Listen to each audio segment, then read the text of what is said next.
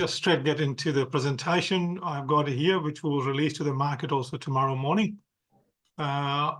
Just share the screen if you allow me 1 second.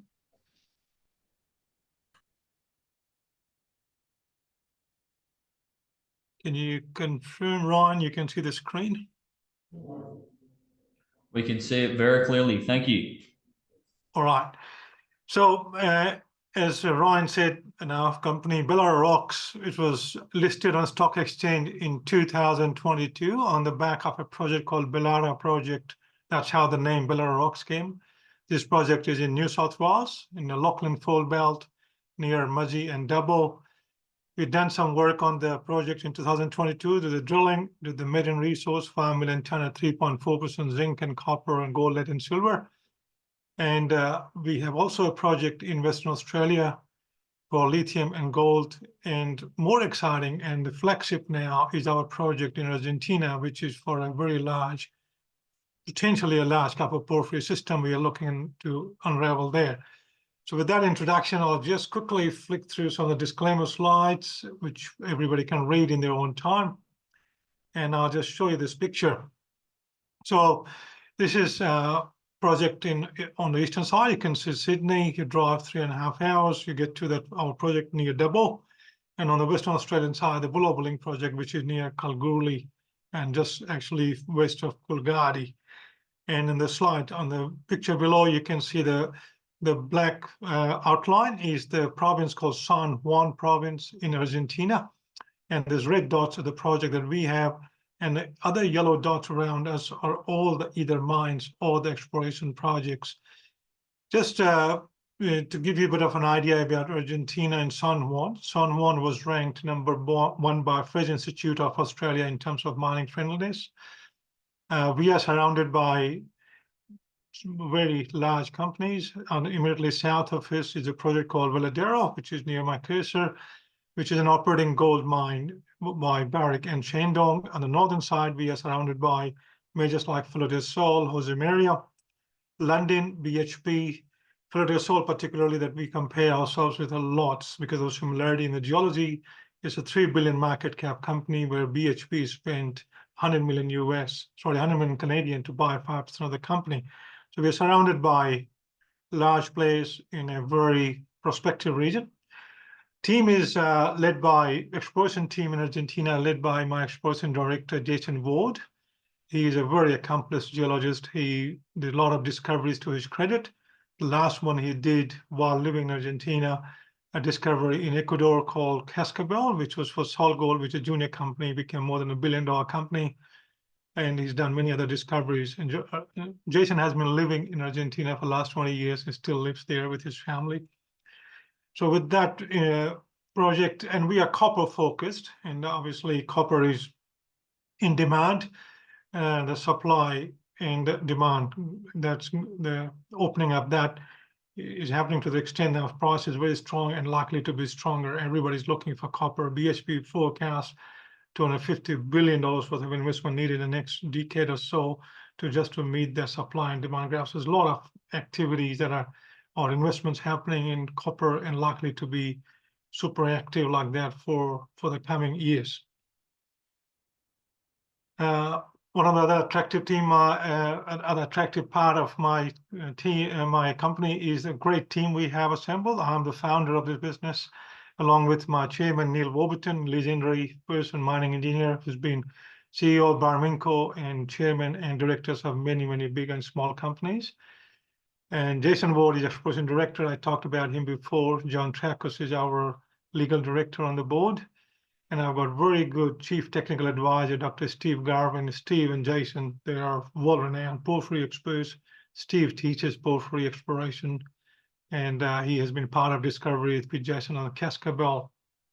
And my team in Argentina, led by geologist Yanina Irak, very well accomplished environmentalist and also a geologist who's been able to pull together a team of 20-odd geologists and field leads and other people who have been working on site in the last few seasons.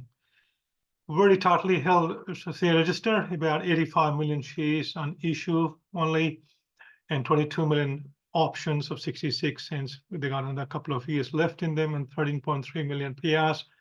We raised $4 million in March, so we got about $3.7 million in the bank, and there's no debt. So just in terms of the tightness of the share register, you can see the top 20 hold about 50%. And between my founders, Jason Wood, and other founder, Michelle Stokes, we still have about 20% of the business, and some of the key brokers who support us, like CPS, Euros, Evolution, and Canaccord. Between them, their client will represent about 40%. So 60 to 70% I can speak of very easily, and so which is a great thing because every good news can bring good appreciation in the share price. And this is just a graph just to show which a point I made. You can see the graph on the right-hand side. So in 2050, the demand of copper would be aggregate more than what the world has consumed between 900 and 2022. So 122 years of consumption will be a demand in 2050. That's how much copper is needed. And fundamentals of copper is quite sort of different than we had the lithium boom in a few years ago when everybody talked about energy transition and EV, and world didn't have enough. It was a supply chain issue. World didn't have the lithium at that time, but there was no shortage of lithium around the world. There's plenty of lithium. It's a matter of developing those mines and bringing those supplies for the factories. But for the copper, which has been mined and explored for centuries, there's not typically big findings happening, and they don't happen very often. So we got to go to the places where much exploration hasn't happened, but it's very prospective. That's why a place that we are in Argentina, which is about 3,500 meters above sea level up in Andes. It's not been explored much before. There's some exploration, but not much, and that's why it presents a very exciting opportunity to be able to come up with a world-class finding for a copper system, which the world is looking for. Just a bit of slide again to show you a bit closer view. This is the project we have. This is the Veladero mine. There's an access road that serves the Veladero mine, and we turn right from there to come to the Toro project, which is the southern tip of our tenements in this red squares. And then we have Malambo and Tambo projects. And the northern side, Josemaria, $4 billion being invested to develop a new copper mine. Flores Sol, Lona House, Los Helados. This is all recent discoveries in the last 5-10 years, which have become from junior to multi-billion-dollar companies, some of them. So we're well surrounded by good geology and good neighbors. There's a lot of money being spent in that region. The slide on the right, which you can see, is the targeting work which was done by my team initially when we started this exploration program September last year. We flew the satellite, so took the satellite data, and when we come up with the targeting by using thermal alteration and the thermal response of the rock. And what Steve and Jason put together was A-class targets, which is the purple color and the red color. So Toro Central, Toro South, Toro North, Malambo, and Tambo. And they are the projects that we focused on for the field season, where we have completed mapping, sampling, 2D geochem, and the 3D geochem for all those 5 projects. We have announced all the results for Malambo. We are in the next few weeks, we'll be announcing the 2D, 3D geochem results of the Tambo. And then we will be comparing the 3 projects for the drill targeting and drilling contractor selections in the next couple of months before we start the season, which will start in September. We recently announced the Malambo very exciting drill target results. As you can see from the map here, this the red line shows the Molly envelope.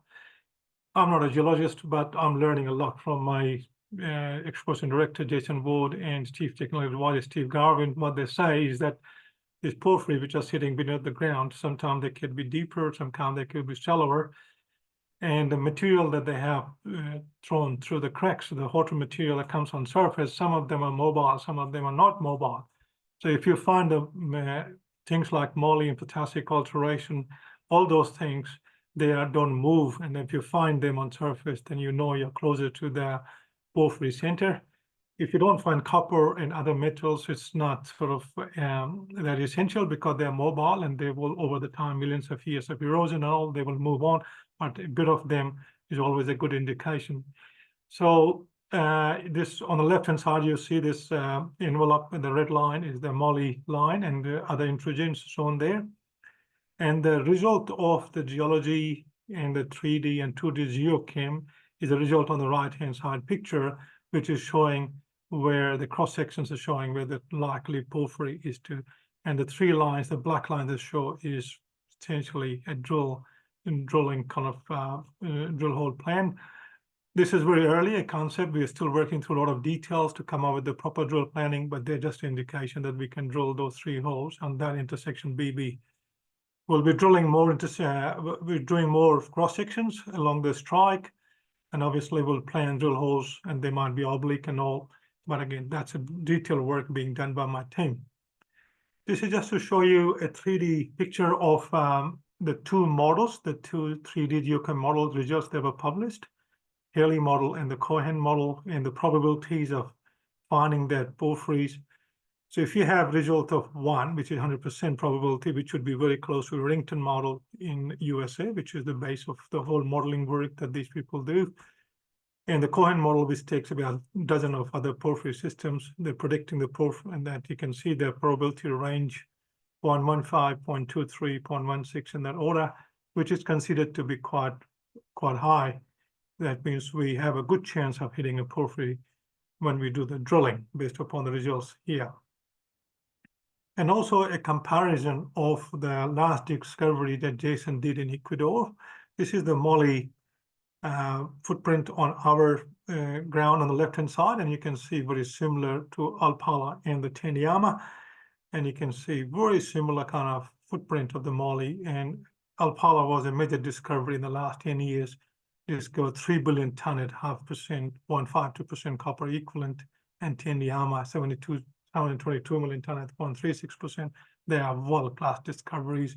Obviously, these discoveries were also done by Jason in Ecuador, Alpala and Teniama, and hopefully Malombo is his next one. We'll see. I have a small video which actually takes you to the 3D visualization of the modeling results, and hopefully you appreciate. So it runs about 3 minutes, so I'll go mom and allow this video to run.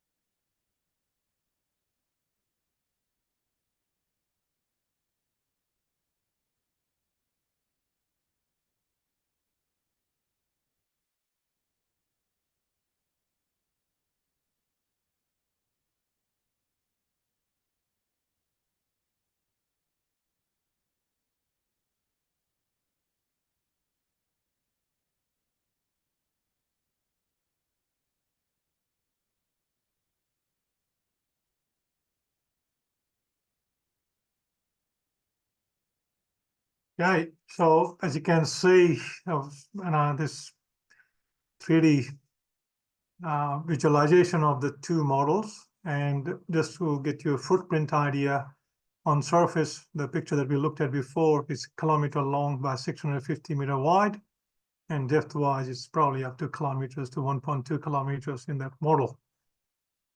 So that concludes my discussion about Malambo, which is one project that we have completed all the work, announced all the work. Now what we have to do is to come up with the drill target, complete the drill targeting work on that one, which we will come out in due course. Now, next I will cover is our Tambo project, which is equally exciting. And if I hear verbally from my updates from time to time from my team, they seem more excited about Tambo and then any other projects. And given the quality of the Malambo that I have just presented, I'm equally excited about presenting results of Tambo in due course. But there are the two targets shown here based upon the alteration and a lot of sampling work that has been done on the site. So there's clearly two targets with the potassic zones and quartz and hydrobasia and secondary copper. So we are in the process of interpreting all the data received from the lab, and we will be soon announcing geology 2D geochem and 3D geochem in the next 2 to 3 weeks. And similar to Malambo, we'll have a 3D geochem results and hopefully a video like that to show it to the audience in future. Just to give an idea about the comparison that we draw with the Philadelphia Sol, the company that I mentioned before, which is owned by London, where BHP spent $100 million to get 5% of that project. You can see there are all different colors of the rock: muscovite, porphyrite, jarosite, and chlorite. This is where the resource sits currently, where my cursor is. And this is on the same scale, our Tambo project, which looks very, very similar. So according to my team, Tambo is very similar to Philadelphia Sol on the basis of this analysis that has been done so far. Very quickly covering the Toro work. The Toro, again, we see a lot of potassic alteration and all sorts of signs for a porphyry or some kind of secondary epithermal system over there. And there's more work to be done, which will be continued to do. And this is showing Toro Central, Toro South. All the work that we have done so far, the samples collected are indicating towards a deeper porphyry system probably here, but also maybe intermediate epithermal system probably containing gold, similar to some other projects nearby. Now, this concludes my TMT project presentation, and I will now move you very quickly to the projects in Australia, which is first one is Bellara. And this is the 3 tenements we have, which contains 643 square kilometer. We own 100% of it. And as I said before, we did the drilling work in 2022, established a maiden resource of 5 million ton at 3.4% zinc equivalent. It's got zinc, copper, gold, lead, and silver. And this project is where my cursor is, Bellara and Native B. And you can see the arrow which shows 22 more kilometers for the south mineralized corridor, which needs a lot of work, has not seen any modern systematic work. So halfway through, there's a Ben Buckley project that we have done some regional work, rock chip sampling and all, and we have found copper up to 1.4% peak copper value in the rock chips. We need to do some more work on this project, and plus also some more for the south. And on the eastern side, there is gold prospectivity, which I'll cover in the next slide. But just to show you further extension of the Bellara itself, this is a long section. You can see the high-grade shoot going north and deeper. We had in the past planned few holes to be drilled to test the drill, and hopefully we will take that up at some point in time in the future. But the price for me at TMT is so big compared to this, although it's not secondary, but again, our energy and time and everything else seems a bit more focused on TMT right now. But having said that, there are some very, very good intersections we had. You can see 7 meters of 2.2% zinc and 2.54% copper, including 3 meters of 4.7% zinc and 5.85% copper. So we've had some very good intersection. It remains very optimistic, remains open at depth and along a strike. Plus, it's a possibility of repeating of it many, many times along that 22-kilometer corridor. Just on the gold side, the rock chip sample that we received from the Lang mine, which is where cursor is, just where Lang mine is, up to 4.99 grams per ton. And it seems to be on the same structure where the reward and hill end is, on the same hill end shaft. And the reward gold deposit is at 490,000 ton at 16.7 grams per ton. So that definitely is asking us to investigate, which we are at the moment in the process of planning our next round of exploration work, which starts with getting consent from the farmers over there to access their land for the exploration work, which we're in the process of doing now. Once we establish those access agreements, we will send a team to do some work finding gold and what's happening there. Now I'll quickly move to my project in Western Australia. You can see Coolgardie on this map on the left-hand side, and we are just west of that. Great Eastern Highway cuts us half, and we are near to a recent lithium discovery by Future Battery Metal, and we are 11.5 kilometers, and the granite contact actually runs along our lease. And we have had good results come out of the soil sampling work we did for lithium, up to 324 ppm. And also that belt is very well known for gold. South of us is a large deposit called Bullabulling, 3 million ounces. North is Gecko, up to 300,000 ounces. And there are gold targets also. So the work that we have done so far is to the level that we can now go and drill test for gold and lithium. And they happen to be in the same kind of constant in the same upper and lower kind of levels. And we hopefully will be drilling holes. We can test both, but we will definitely, it requires now drill testing, and we are evaluating our options to do that in the second half of the year. This slide showed you that lithium ppm concentration in the 5 kilometer strike. This is where we think we'll be drilling. And similarly for the gold, it's coincident in the same area. So gold and lithium, we will be testing in that part of our tenement in the next second half. With that completes the presentation on the 3 projects we have. And there's plenty of news flow that is going to be continuously coming out. For the month of May, which is a month we just finished, in the June, we are doing all this work on Argentina on Tambo project, which we'll be announcing. We obviously have announced all the Malambo work now. We'll be announcing Tambo, 2D, 3D, and the geology. And then we will be announcing the drill targeting work, comparing the 3 projects, prioritizing where we drill first, second, third, like that. And then we are going through now the process of selecting the drillers in Argentina. I was there a couple of months ago, met 6 different drilling contractors, world class. They have all sorts of good rigs, good systems. They're obviously serving the major players like BHP, FMG, Rio, and other players in there. So quality and the skill base that I saw with those drillers is world class. And once we do selection, then we go back in September when the field season opens up. In September, we'll fix the road, build a bit of road to connect from north of Toro to Malambo, and do the drill pad preparation in September, and hopefully mobilize a drill rig in October and drill either October or November. And we do the Tambo drilling after that at Malambo. And then obviously, once the drilling starts, we'll have the results of the drilling that we'll be announcing from that time all the way to the end of season, April, May. And also during that time, because we have not tested all the 12 targets we have at TMT project, we have only done work on the 5 so far. So we were doing the reconnaissance work on the remaining 7. So there's so much work, there's so much news flow that will come out of that project. At the Bellara, as I said before, we'll be looking for the repeats of the Bellara resource along that mineralized corridor for copper zinc. And also we'll be spending time and energy into investigating the gold potential on the eastern side. And on the Western Australian side for lithium and gold, we're likely to be drilling in the second half of the year. And we will make that announcements as we go and we find something. So we're very well set with those 3 projects, but in terms of value, every company that starts drilling and anticipation of drilling that builds is really an exciting time for a junior explorer in that anticipation. And I just wanted to share, it's not a comparison, it's just an examples of in some regions that we operate and some other companies, how the drilling discovery have rewarded Junior Explorer. You can see the NGEX and the Philo, which are the projects nearby us that I have talked before. You can see the discovery, how much they have leveraged the discovery. And other ones, you can see 1,850%, 1,200%, 1,500%, 1,200%.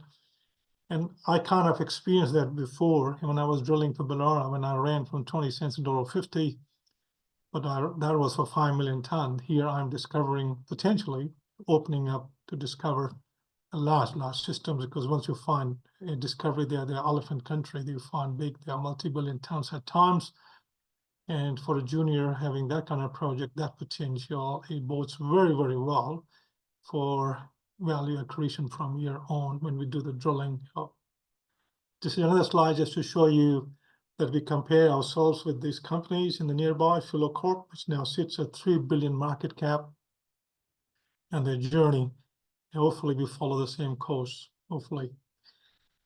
So that's all about the presentation. In very summary, we have announced Malambo drill targets. We will commence the drilling in the last quarter. And Tambo South announcement, we will make drilling contractor selection. We will be doing in the next couple of months.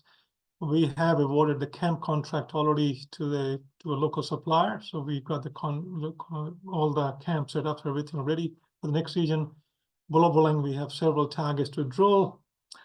Belara project will extend the current resource, hopefully, or extension. We seek for the extensions of that, or repeats of that, or the gold discovery on the eastern side.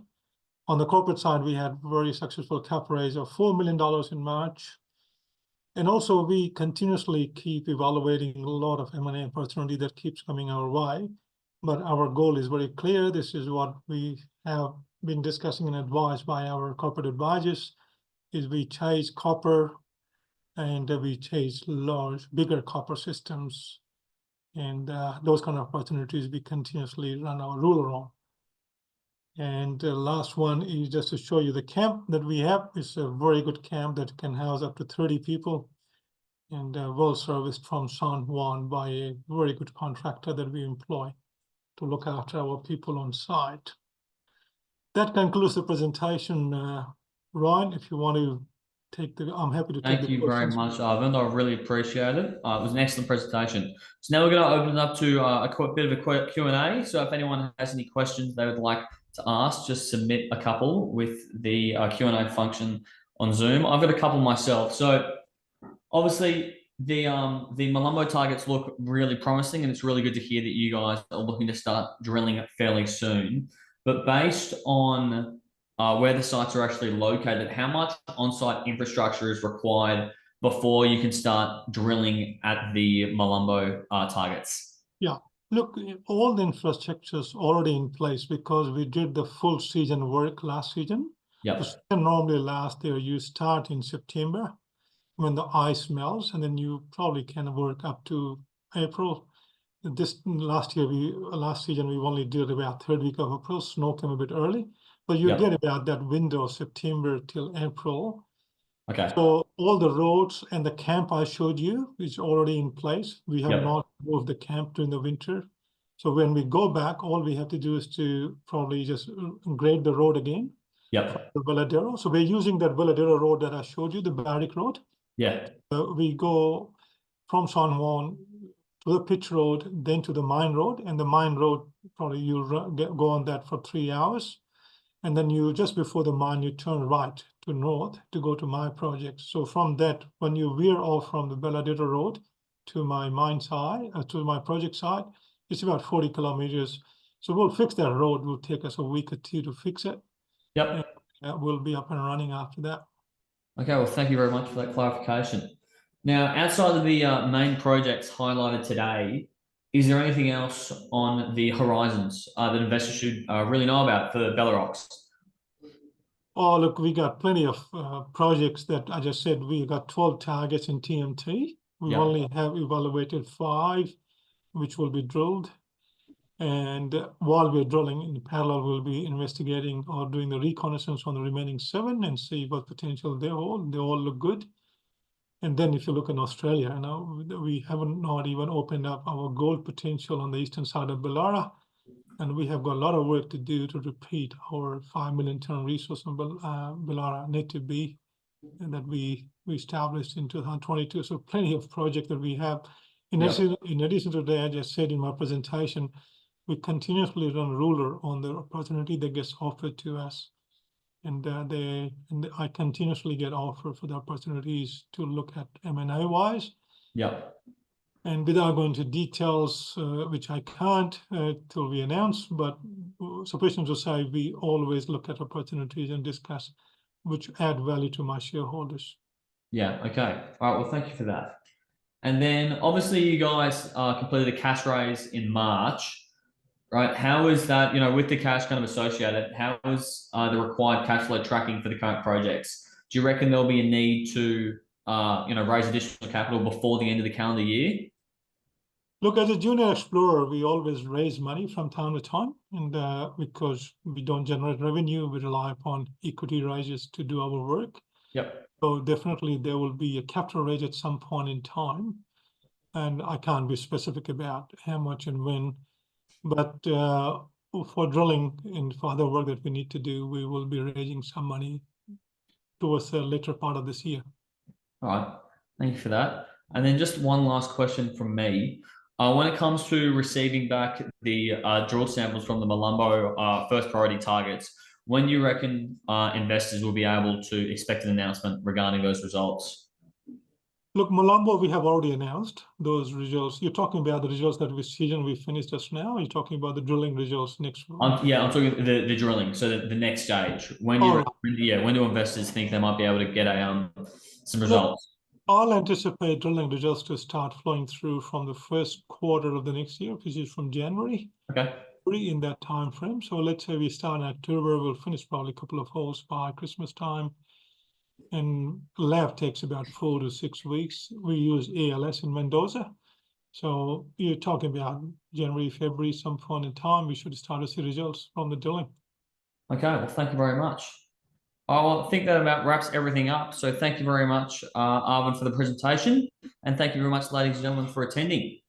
Appreciate it. Thank you for the opportunity to talk to your listeners. Thank you for arranging this. Thank you. Thank you.